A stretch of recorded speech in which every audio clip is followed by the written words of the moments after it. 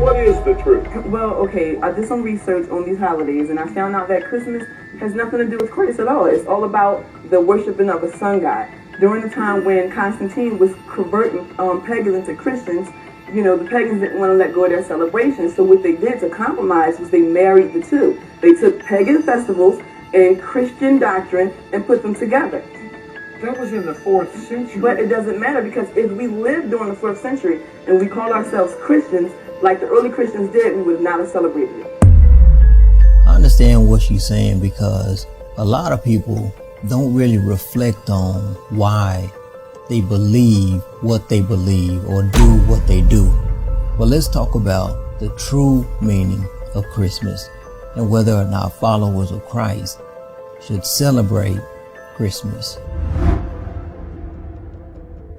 The word Christmas comes from a Middle English word, Christmas, which comes from an Old English word, Christmas, which literally means Christ Mass. Now, I'm not sure that I can deny that Christmas has its roots in paganism or pagan practices, but I'm also not sure that I can deny that Christmas can be sanctified and made holy, because a lot of people put Christ as their main focus during this time. And when and why would celebrating and bringing into remembrance what Christ did for us ever be a bad thing? So I've come to believe that it's not about an outwardly expression, but if you have Santa Claus in your heart who has replaced Jesus Christ in your heart, well, you may as well call Santa Claus Satan's claws, because you've been deceived. And if one was trying to deceive the world away from Christ, Santa might just be the way to do it. Christ has 12 disciples.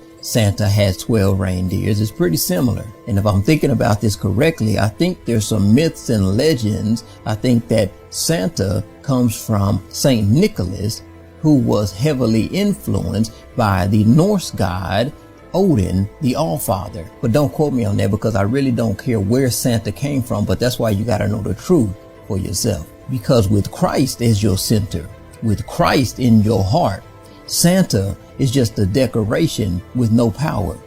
Just a man in a red suit calling people ho ho ho's. But Christmas has become so commercialized and gone so far away from Christ that it's sad. So I completely understand why people don't celebrate it, which is why I say if you're not comfortable celebrating it, then just don't. If you can't celebrate Christmas in good conscience and give God the glory, then don't do it. Don't celebrate any holiday for that matter if you can't do it and give God the glory. Your birthday, Thanksgiving, whatever it is. But if your reason for not celebrating Christmas is because it had pagan origins, just understand that just because something had a bad origin doesn't necessarily make it bad. If pagan origins are your only concern, then you may want to question why we do some of the other practices that we do every day as well. For example, you couldn't even in good faith call the day of the week Thursday, because it's named after a pagan deity. The English word Thursday is named after the Norse god of thunder by the name of Thor.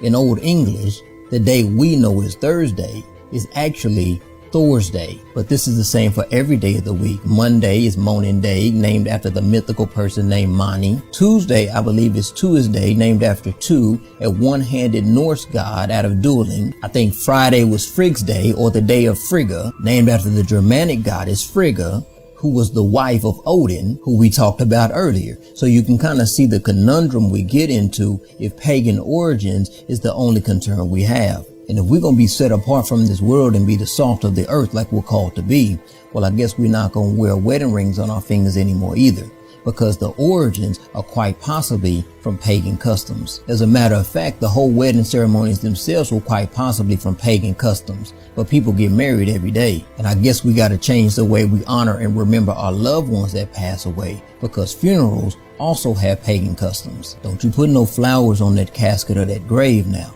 Listen, Christmas is about grace, about us being saved by grace, about Jesus coming into the world in human form to save us from sin.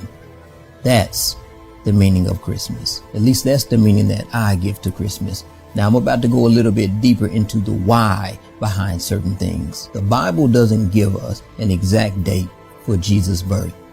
So if Jesus was most likely not born on December the 25th, then why do we celebrate the date of December the 25th? For some, the traditional Christmas started December 25th in 273 AC. That's after Christ. But at this same time, there were other pagan celebrations that were taking place. For example, the Romans had Saturnella.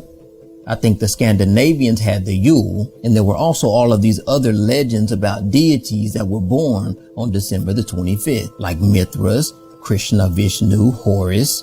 The Greeks celebrated the birth of Hercules on December the 25th, etc., etc. So one theory is that December the 25th was picked so that followers of Christ could evangelize and spread the gospel of Christ on this day to all of the paganism that was going on all around the northern hemisphere. So it was to counteract the paganism that was taking place at that time, which honored the sun instead of God. And when Constantine declared Christianity as the official religion of the empire, people then started to celebrate Christmas on December the 25th in 336 AC. But people still argue about the origins even to this day, because some people say that Christmas wasn't even celebrated until after 400 AD. So there's not really a clear consensus as to why December the 25th was the chosen date. But I don't think that's the real issue that people have when it comes to Christmas. The essence of the issue surrounding Christmas isn't in the traditions. The essence of the issue surrounding Christmas is idolatry. So if you choose to celebrate Christmas, don't make Santa an idol. Don't make the tree an idol. Don't make the presents an idol. You just got to make sure to keep Christ at the center of your heart, soul, mind, and strength on this day and every day. I'm just not convinced that God is as concerned about your Christmas traditions as he is concerned about your heart. So if you decide to decorate a tree, make sure that Christ is the root. If you decide to put ribbons all over your house, make sure that Christ is the bond that holds them together. If you open up gifts, make sure you know that Christ is the true gift that died for our sins so that we could be saved. If you light candles, make sure you know that Christ is the way, the truth, and the life. Give thanks to God for every single gift, for every single precious moment, and keep your heart fixed on Jesus, and make this season the most blessed that it's ever been, because you are celebrating with Christ for what Christ has done for us. Don't wait a year to celebrate Christ just on Christmas. Live for Jesus every day, from the crib to the cross, and then even beyond that. I hope this message helps somebody. Peace.